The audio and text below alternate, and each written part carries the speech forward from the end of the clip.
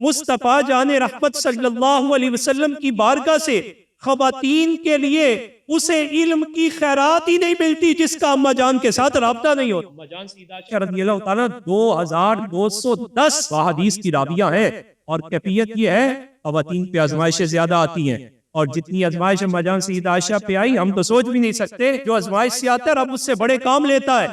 خواتین کو ناز کرنا چاہیے، رب نے جتنے بھی بڑے منصب دیے ہیں خواتین کی کوکھ سے جنم لیے ہیں۔ اماں جان سیدہ عائشہ رضی اللہ تعالیٰ عنہ پہ وہ موقع آیا کہ وہ تہمت لگ گئی اور اس پروسیس سے گزارا گیا، اور حالات یہ ہیں کہ مصطفیٰ جان رحمت سے کو بھی حکم ہوا آپ بھی اعراض فرمائیے، صدیق اکبر کو بھی حکم ہوا آپ بھی اعراض فرمائیے۔ جب اندر سے صبر کے ساتھ گزاری تو سامنے رب تعالیٰ سورہ نور کی آیات کے ساتھ اماں جان کا استقبال فرما رہا ہے۔ 12 آیات سورہ نور کی اماں جان سیدہ عائشہ رضی اللہ تعالیٰ عنہ کی طہارت پاکیزگی پر اترتی ہیں۔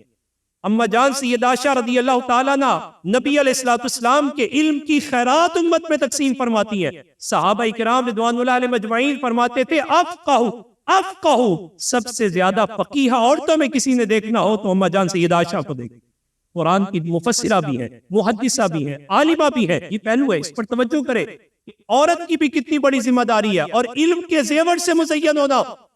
ہم عورت کی تعلیم کے سخت خلاف ہیں، انتہائی سخت خلاف ہے، لیکن کون سی تعلیم؟